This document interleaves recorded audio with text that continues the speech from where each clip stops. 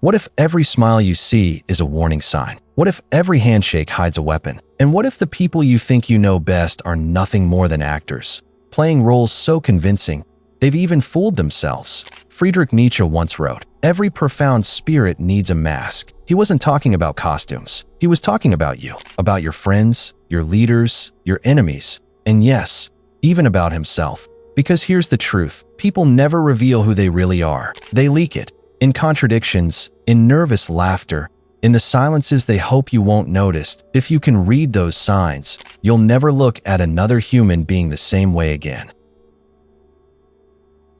Friedrich Nietzsche never called himself a psychologist. Yet, over a century later, many consider him one of the greatest to ever live. Not because he studied patience in dimly lit offices, but because he dissected humanity itself with the precision of a scalpel. While others searched for truth and logic, Nietzsche searched for truth and motives. He asked not, "What do people say they believe?"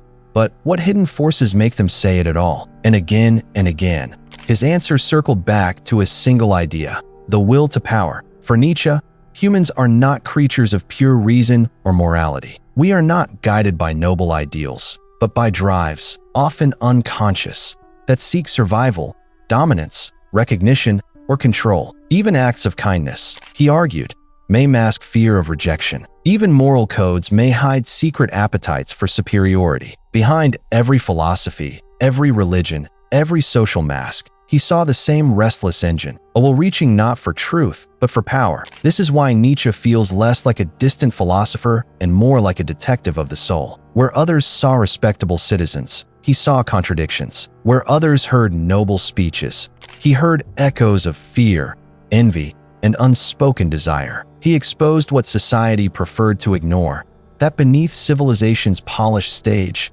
human beings remain wild, fragile, and hungry for meaning. And this is why his insights matter now more than ever. In an age of curated identities, performative morality, and digital masks, Nietzsche's lens cuts through the noise. He reminds us that to understand people, we must look past what they claim and instead uncover the silent forces driving them. If you learn to see through Nietzsche's eyes, you stop asking, "What is this person saying?" and start asking, "What are they really seeking?" The answer is rarely truth. It is almost always power. Life is not a conversation. It is a performance. From the moment we wake, we step into roles: the polite employee, the loyal friend, the charming partner. Even when alone, we rehearse, imagining the lines we'll deliver, the gestures we'll make, the masks we'll wear when the curtain rises again. Nietzsche understood this better than anyone. To him, authenticity was not the default. It was the rarest act of all. Every society, every family, every community demands costumes. To be accepted, you must project a curated self. The shy child learns to smile when they don't want to.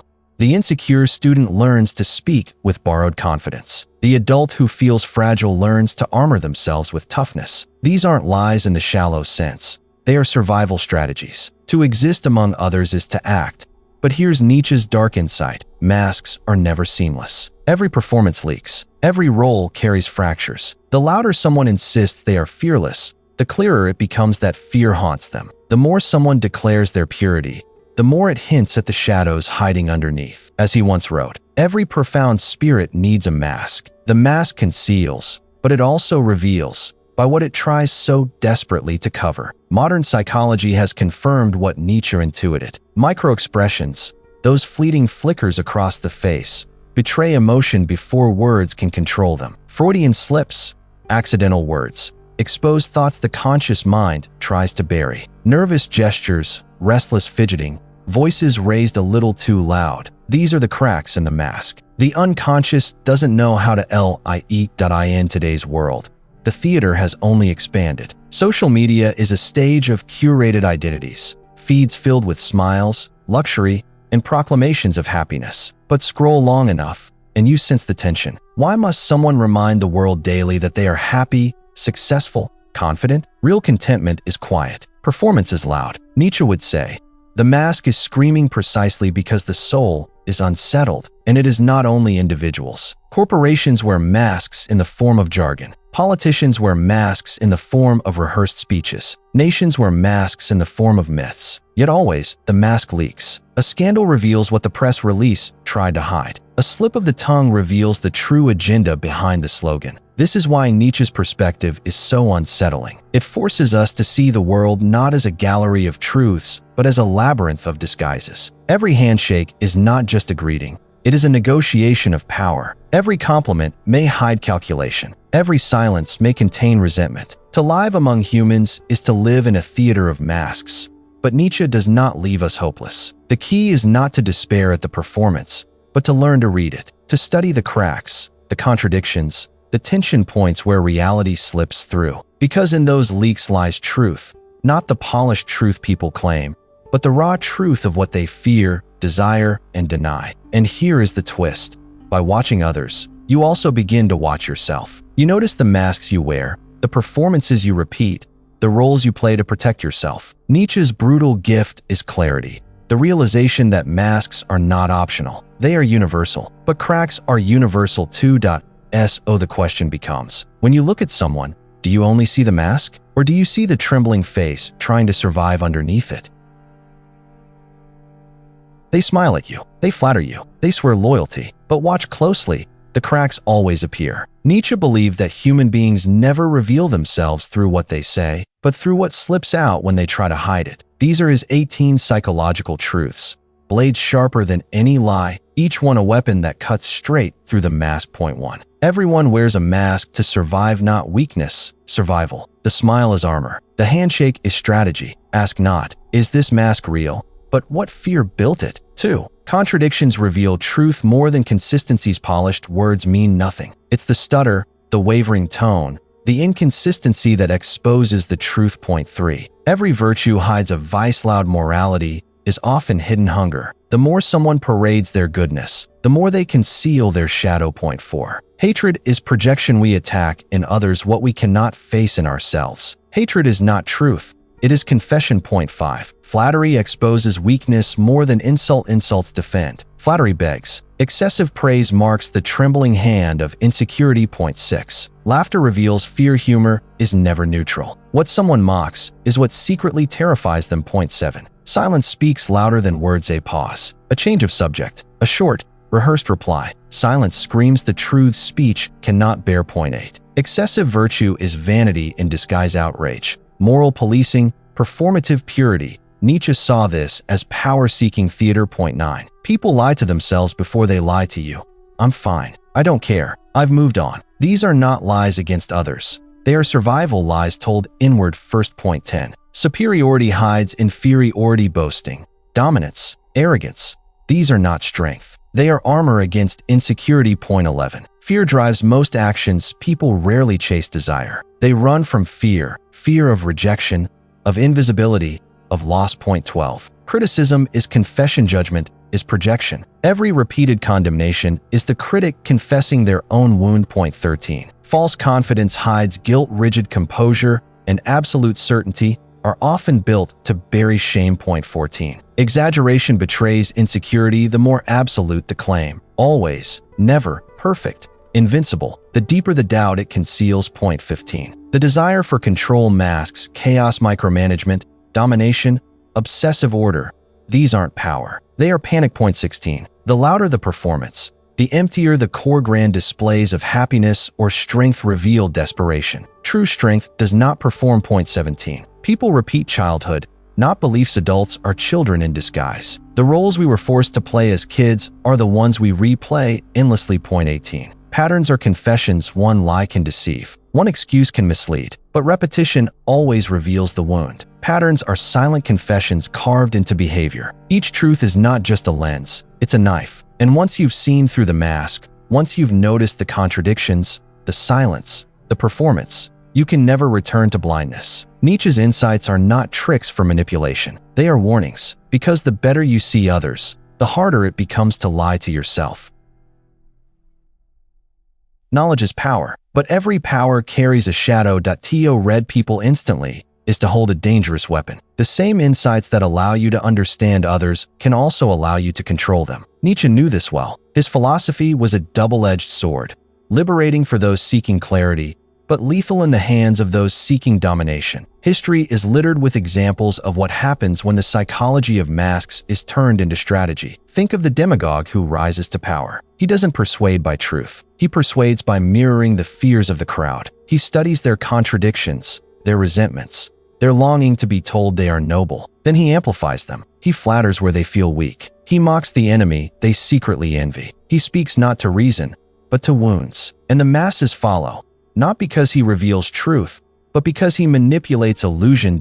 Or consider the advertisers of the modern world. They know exactly what Nietzsche meant when he said people act from fear more than desire. Entire industries are built on the strategy of amplifying insecurities, reminding you of what you lack, then selling you the mask to cover it. Beauty products, luxury brands, even political campaigns don't sell reality. They sell escape from fear. The mask is packaged, marketed, and delivered for a price. Even religion and morality, those institutions Nietzsche critiqued most ferociously, have weaponized these truths. By teaching people to condemn certain desires, they ensured those desires would remain hidden, festering, never questioned. A sinner ashamed is a sinner controlled. When people cannot face their own drives, they are easily ruled by anyone who claims to interpret them. And in the theater of politics, the mask is everything. Leaders who smile warmly while negotiating wars. Corporations who champion morality in public while exploiting in private. Celebrities who preach authenticity while living in scripts crafted by publicists. The more polished the mask, the more dangerous the deception. This is the dark side Nietzsche forces us to confront. To understand human psychology is to hold a scalpel that can heal or wound. You can use it to pierce illusions and connect to people's hidden fears with compassion. Or you can use it to manipulate, to exploit, to rule. And the unsettling truth? Most of us do both, even without realizing it. When you withhold your anger to maintain power in a relationship, when you flatter a boss to gain advantage, when you craft your social persona to appear stronger than you feel, you are already practicing subtle manipulation. The line between survival and exploitation is razor thin. The question becomes, if you learn to read masks, do you become freer or simply another manipulator wearing one of your own? Nietzsche would not give you a simple answer. He distrusted simplicity, but he would remind you that insight without self-awareness is always dangerous. To wield psychological truth without confronting your own drives is to become what you hate, a performer, a deceiver, another tyrant of the soul. This is why Nietzsche's philosophy feels so haunting. It reveals not only how others can be manipulated, but how easily you can fall into the same role. The moment you learn to see through others, you must also ask, who is watching me? What mask am I hiding behind? What fear drives my performance? Because the deepest manipulation is not external, it is internal. People lie to themselves first. They wear the mask so long that they no longer know where performance ends and truth begins. And if you learn to see others without first seeing yourself, you risk becoming just another mask among many. A manipulator who has mistaken control for freedom. We are left with attention. To read others is to see through illusion. But to use that vision well requires something rarer, a refusal to become illusion yourself. To see through others is unsettling, but to see through yourself, that is terrifying. Nietzsche never gave us these psychological truths so we could sit above the world as judges. He gave them to us as mirrors, because the moment you learn to decode the masks of others, you are forced to face your own. Look closely. Have you never flattered to gain approval? Never mocked what you secretly feared in yourself? Never exaggerated strength to hide weakness? Never worn a smile while breaking inside? The truths that reveal others also expose us. And that is where Nietzsche's philosophy becomes less about domination and more about transformation. He called it self-overcoming, the act of seeing the mask, acknowledging the fear beneath it, and refusing to remain enslaved by it. Most people never reach this point. They die believing their performance was their essence. But Nietzsche's challenge is different: to confront the terror of honesty, to accept that your contradictions, your envies, your hidden wounds are not shameful, but real. And only when you see them clearly can you begin to shape yourself freely, instead of being shaped by fear. This is why he titled one of his greatest works Beyond Good and Evil. Because for him, morality was just another mask, another illusion society forced upon us to control our drives. To live authentically, one must go beyond these illusions, beyond the simple categories of good and evil, right and wrong, mask and self. To live authentically is to see clearly and to act anyway, but clarity is dangerous. Nietzsche never denied it. To pierce illusion is to strip away comfort. To admit that people's smiles hide fear, that their confidence masks guilt, that their virtues conceal vices, is to walk in a world stripped of innocence. That knowledge can leave you bitter, cynical, alone, and yet blindness is worse. To remain fooled is to live as a prisoner in a theater of shadows, applauding performances you secretly know are false. Blindness keeps you bound to manipulation, vulnerable to power, forever playing roles you did not choose. Nietzsche's warning is stark. To see clearly is dangerous, but blindness is fatal. So what does liberation look like? It does not mean destroying masks. We cannot live without them. It means wearing them consciously. It means knowing when you are flattering out of fear and choosing instead to speak honestly. It means noticing when you exaggerate your strength and choosing instead to admit your fragility. It means catching yourself repeating the wounds of your childhood and daring to break the pattern. In this way, Nietzsche's psychology becomes not a weapon against others, but a discipline of the self. By seeing through masks, you stop hating, you stop projecting, you stop being fooled, and something rare happens. You begin to connect, not with illusions, but with the trembling humanity beneath them. Because when you realize that the bully is hiding fear, that the tyrant is hiding guilt, that the critic is hiding envy, your response changes. You no longer feel threatened. You no longer need to dominate. You see them for what they are, humans, fragile and frightened, just like you. And that vision, paradoxically, makes you unshakable. Nietzsche's 18 truths were never just about others. They were about you. Every contradiction you notice in them exists in you. Every projection, every mask, every repeated pattern, yours as much as theirs. To read others is to read yourself. To see through others is to see into yourself. And if you accept that, if you choose clarity over blindness, then you hold the most dangerous power of all. Not the power to manipulate, not the power to control, but the power to live awake in a world asleep. So remember this, the world will always be a stage. The actors will never remove their masks, but you have a choice. You can stay blind, applauding illusions, or you can see clearly, dangerously, courageously, and walk beyond good and evil into freedom. You've now seen Nietzsche's 18 psychological truths. Illusions cracked open, masks stripped away, patterns exposed. But insight means nothing if it ends here. The real challenge is to see differently when the video stops, to notice the cracks in others, and in yourself. I want to hear from you. Which truth struck you the hardest? Which one made you stop and think, that's me, or that's someone I know? Share it in the comments. These aren't just Nietzsche's truths, they're ours. And the more openly we talk about them, the less power our masks have over us. If this journey changed how you see people, subscribe to Iron Psyche. Not because of numbers, not for vanity, but because the next exploration will take us even deeper into the hidden architecture of the human mind. And I don't want you to miss it. And if you know someone still trapped in illusions, someone still fooled by the masks, share this with them. Because clarity is dangerous, yes, but blindness is fatal.